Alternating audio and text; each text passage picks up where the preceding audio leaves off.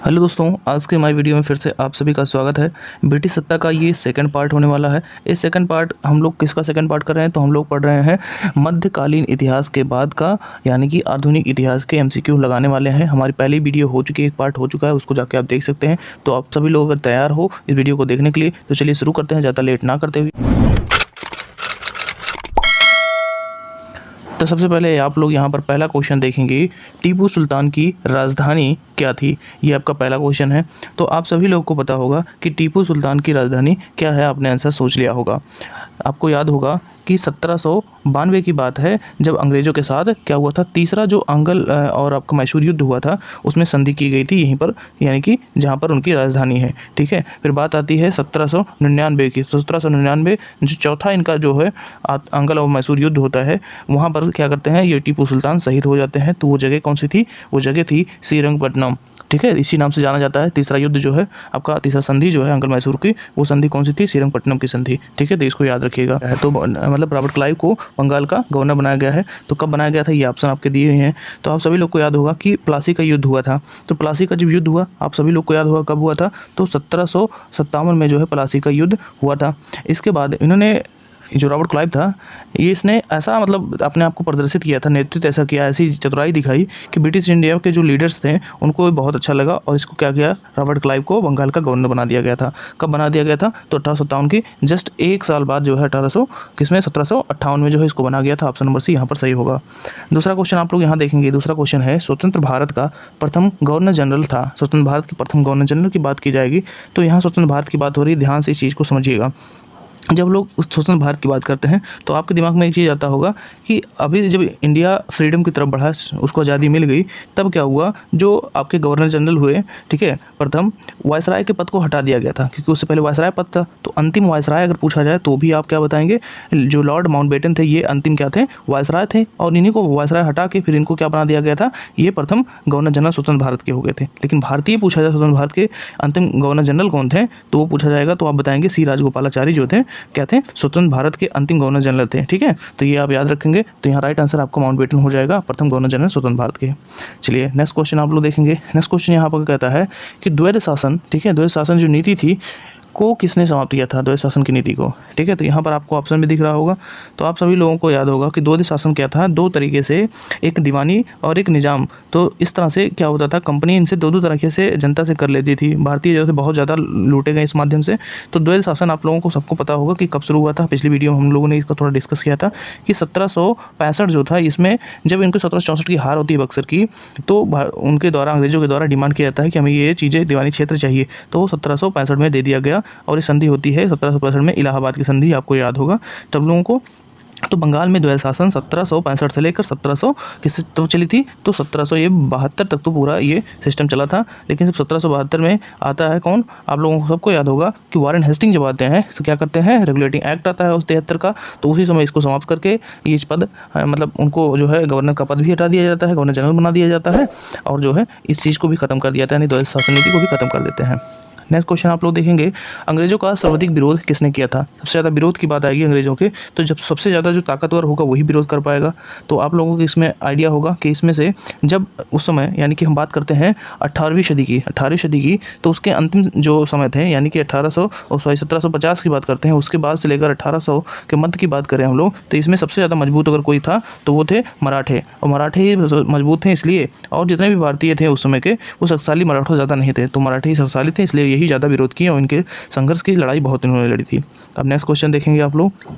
Next है कि प्लासी का युद्ध, यानी 1757 के युद्ध जो हुआ था, अत्यधिक ऐतिहासिक महत्व क्यों रखता है, ये आपके ऑप्शन दिए हुए हैं। तो ऑप्शन में आप लोग देख रहे होंगे, तो आपको यहाँ पर ऑप्शन में सीधे सीधे देख के समझ में आ जाएगा कि क्या क्या चीज़ें इसमें आपके हो सकते हैं। इसने भारत में फ्रेंच शक्ति का अंत किया। फ्रेंच शक्ति से कोई इसका रिलेशन नहीं था, क्योंकि यहाँ पर जो है बंगाल के नवाब और अंग्रेजों के मध्य युद्ध हुआ था, तो ये ऑप्शन हो नहीं सकता है। ठीक है, अब यहाँ पर देखे हैं, इसने बंगाल में ब्रिटिश वर्चस्व के मार्ग प्रशस्त किए हैं, ये ऑप्शन जो है आपके सही हो सकते हैं। नेक्स्ट देख लेते हैं, एडमिरल वार्डन कर्नल क्लाइव ने अधीन सारी सेना को सफाई, ये भी गलत है।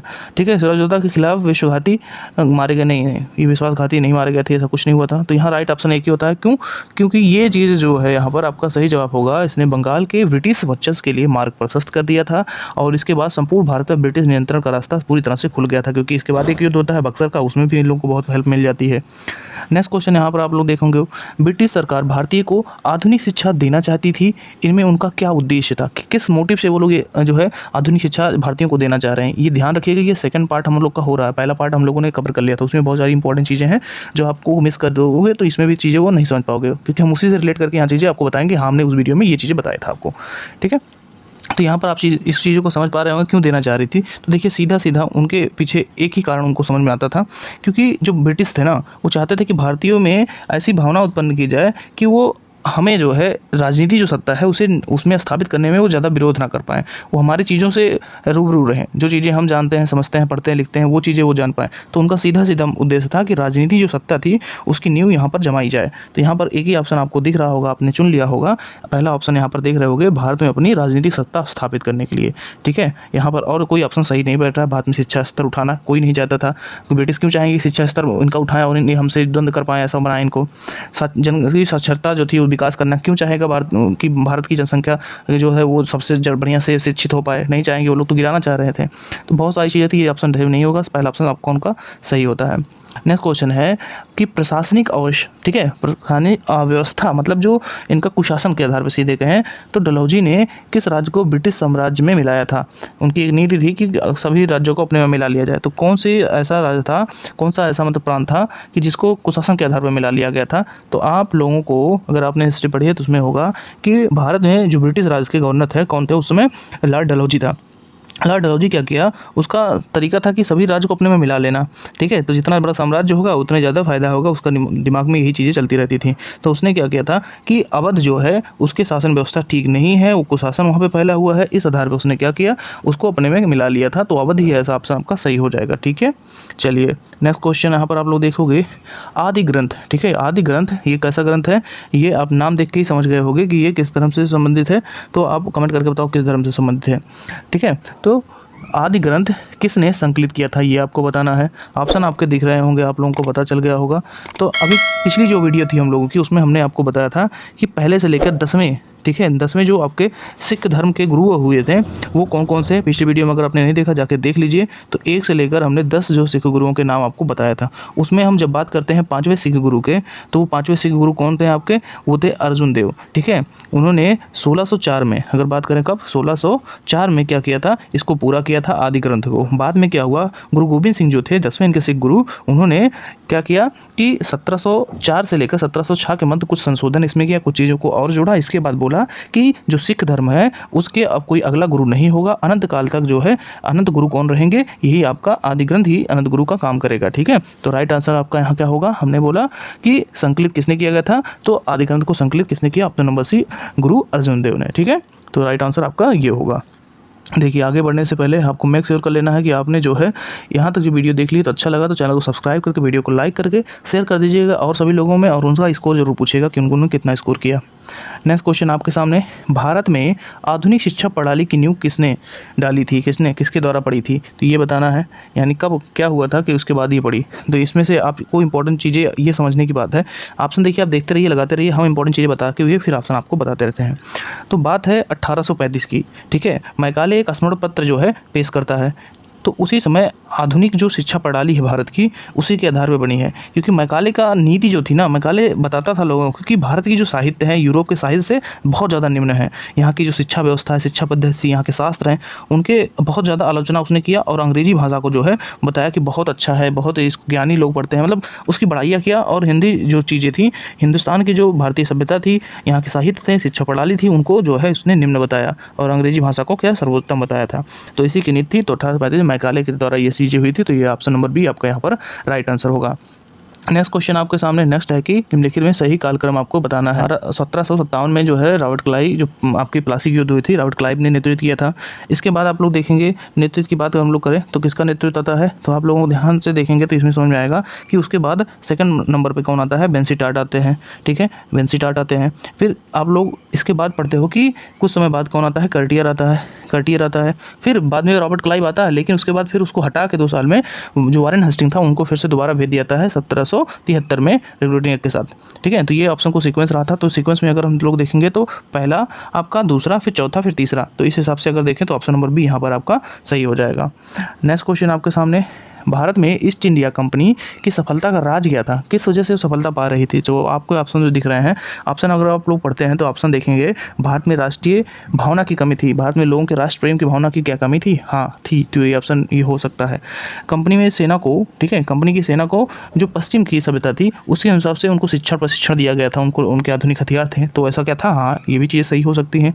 यहाँ के जो सैनिक थे उनमें राष्ट्र भावना की कमी थी, ऑफकोर्स कमी थी, लोगों में एकता की कमी थी, राष्ट्र भावना की कमी थी, तो ये तीनों ऑप्शन आपके यहाँ पर सही हो जाते हैं। तो राइट आंसर आप यहाँ ऑप्शन नंबर डी यानी कि सही उपरोक्त लगाएंगे। नेक्स्ट क्वेश्चन की तरफ देखें तो नेक्स्ट है कि भारत में निम्न वायसराय में से, ठीक है, भारत में निम्न वायसराय में से किसके काल में, ठीक है, Indian penal code, civil procedure code, criminal procedure code ये जो है ये पारित किया गया था। तो ये चीज़ें आपको बतानी है।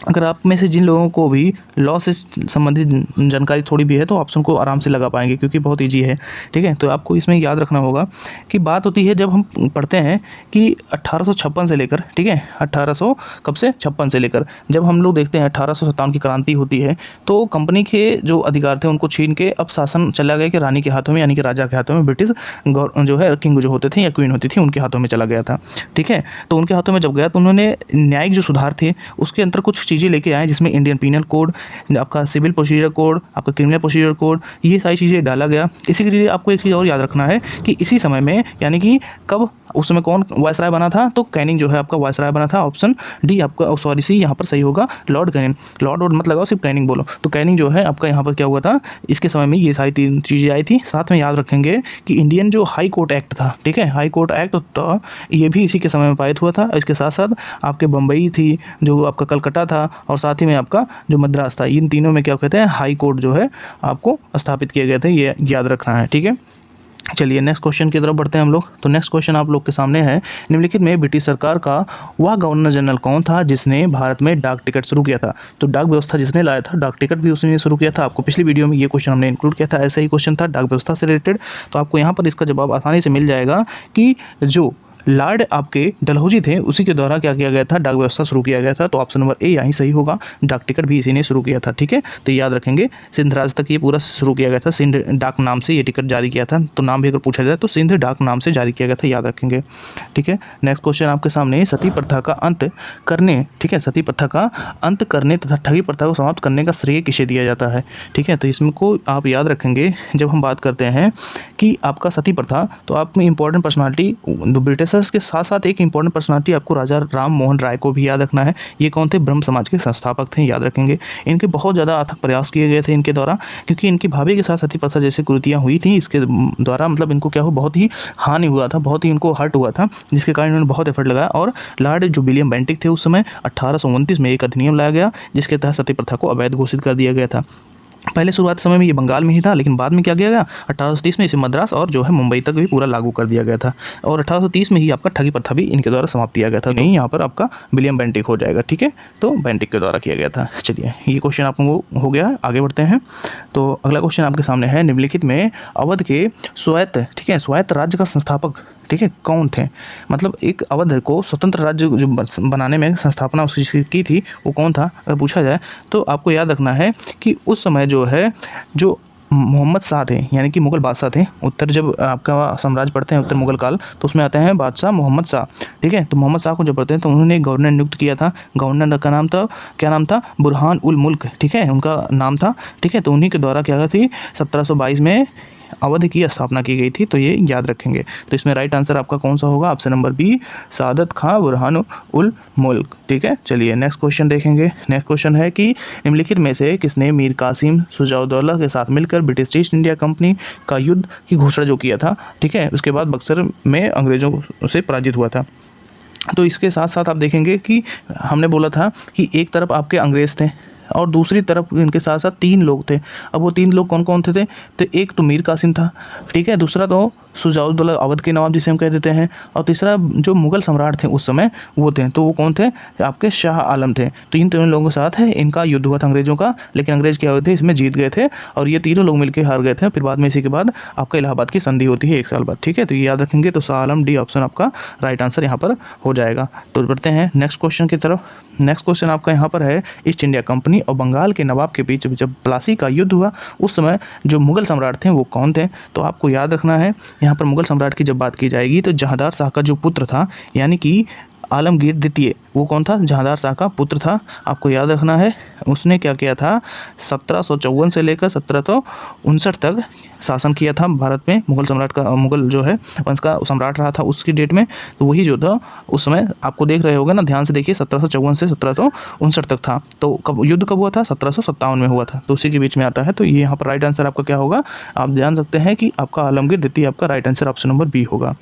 नेक्स्ट क्वेश्चन आपके सामने है, ईस्ट इंडिया कंपनी ने, ठीक है, ईस्ट इंडिया कंपनी के नेतृत्व में रॉबर्ट क्लाइव का उत्तराधिकारी किसे नियुक्त किया गया था? तो आप अगर पूछा जाए इनमें से कौन है, तो आपका आंसर आपके सामने, आपको याद होगा, आपको दिमाग में ये चीज़ें आ ही गई होंगी कि आपको याद होगा कि रॉबर्ट क्लाइव दूसरी बार जब आया था तो उसे 2 ही साल के अंदर वापस बुला लिया गया था। उसके ऊपर जो केसेस भी चले थे वो उसने बाद में जो है खुद के ऊपर क्या कर लिया था, फांसी लगा लिया था, आत्महत्या कर लिया था। तो उसके बाद जो है 1773 के रेगुलेटिंग एक्ट के साथ वारेन हेस्टिंग को उसके स्थान पर भेजा गया था। ये कौन थे? राजनीतिज्ञ थे अंग्रेजों की तरफ से। तो ये याद रखेंगे, प्रथम आपका गवर्नर जनरल ये बना था, ठीक है, तो याद रखेंगे, इंपॉर्टेंट है। बंगाल का प्रथम गवर्नर कौन बना था? तो यही बना था आपका, ठीक है, इंपॉर्टेंट जानकारी है, तो याद रखेंगे। तो राइट आंसर आपका क्या हो जाएगा? Warren Hasting. चलिए नेक्स्ट क्वेश्चन की तरफ बढ़ते हैं। नेक्स्ट क्वेश्चन आपके सामने है कि नवाब सिराजुद्दौला, ठीक है, ईस्ट इंडिया कंपनी के बीच संघर्ष का कारण क्या था? तो हमने आपको बताया था पिछली ही वीडियो में कि अंग्रेज़ क्या करते थे, उनको जो अधिकार मिले हुए थे औरंगजेब के द्वारा कि आप जो व्यापार, मुक्त व्यापार कर सकते हो, कहीं भी व्यापार करिए, लेकिन क्या कर रहे थे, जो कंपनी में कर्मचारी हैं वो भी अपना ट्रेड करने के लिए व्यक्तिगत उपयोग करने लगे थे उन छूटों का, वो भी कहीं जो है कर नहीं देते थे, जिसे चुंगी कहते थे, वो व्यापार के लिए कहीं भी चुंगी वो नहीं चुकाते थे। तो इससे क्या होगा, राजस्व की हानि होगी। इस बात से लेकर खफा थे वहाँ के नवाब। नवाब ने जब उनकी जो ये सारी व्यवस्थाएं थी देख के, उन्होंने क्या किया, जो उनको सुविधाएं मिलती थी व्यापारिक, उनको रोक दिया। फिर अंग्रेज इस बात को लेकर चिढ़ गए और वो संघर्ष पे उतर आए थे। तो यही चीज़ें थी जो इनके पीछे की कहानी थी। तो ये इंपॉर्टेंट आपका यही रहेगा। क्या आप लगाने वाले हैं इसमें ऑप्शन कि अंग्रेज़ ने व्यापार छूट का दुरुपयोग किया था, इसी कारण से ये चीज़ें हुई थी। अगर उन्होंने नहीं किया होता तो शायद प्लासी का युद्ध ना होता। तो इंपॉर्टेंट क्वेश्चन जो थे इंपॉर्टेंट, इसमें हम लोगों ने इंक्लूड कर लिया है। नेक्स्ट इसके पार्ट में और इंपॉर्टेंट क्वेश्चन हम लोग लेके आएंगे। फिलहाल इस वीडियो में आप अपना स्कोर बताइए कि आपने जो है 20 आउट ऑफ कितने क्वेश्चन को अटेम्प्ट किया है, और वीडियो को सब्सक्राइब कर दीजिए जी, क्योंकि देखिए ऐसा वीडियो आपको तब तो मिलेगा जब बेल आइकन आप दबाए रहोगे, ठीक है। और शेयर करके बताइए, कमेंट भी करिए कि वीडियो कैसा लगा आपको। मिलते हैं अगली वीडियो में, तब तक के लिए जय हिंद, जय भारत।